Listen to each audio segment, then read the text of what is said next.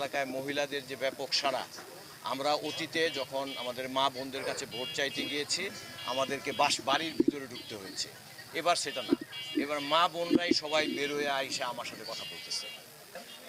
তারা যদি কম্পিটিটার হইতো তাহলে না তাদের সাথে কম্পিটিশন করতাম, কম্পিটিশনই তো নাই এখানে, তাহলে আমরা ভয়ভীতি দেখাবো কেন?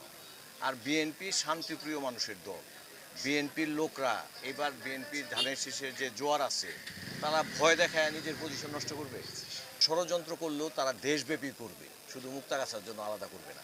মানুষ এই শঙ্কায় শঙ্কিত, সারা বাংলাদেশের মানুষের শঙ্কিত।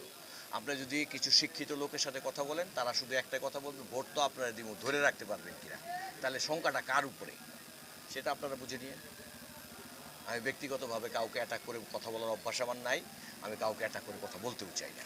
আমরা মুক্তাগাছার মানুষদের সাথে, জনগণের সাথে আরামে একটা জীবনযাপন করতে চাই। আওয়ামী লীগ, বিএনপি, হিন্দু, মুসলিম এগুলি আমরা বিভক্তি চাই না।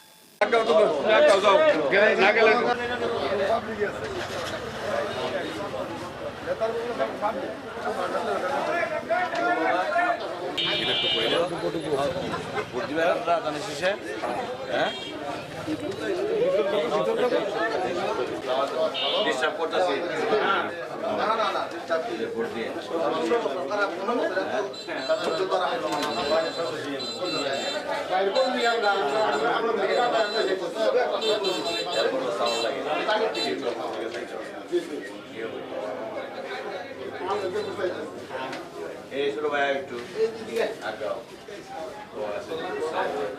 বলা বুঝবা, হ্যাঁ আগে সরো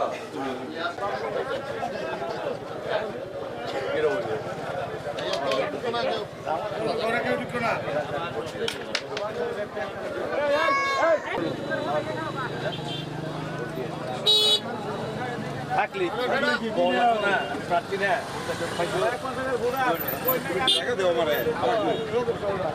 ভাই আমরা আত্মস্মরণ পরেও নিতে পারবেন, আমাদের তো আমি চিনতে গেছি আপনার ছবি নিতেছেন ভাইয়া ভাইয়া বড় ভাই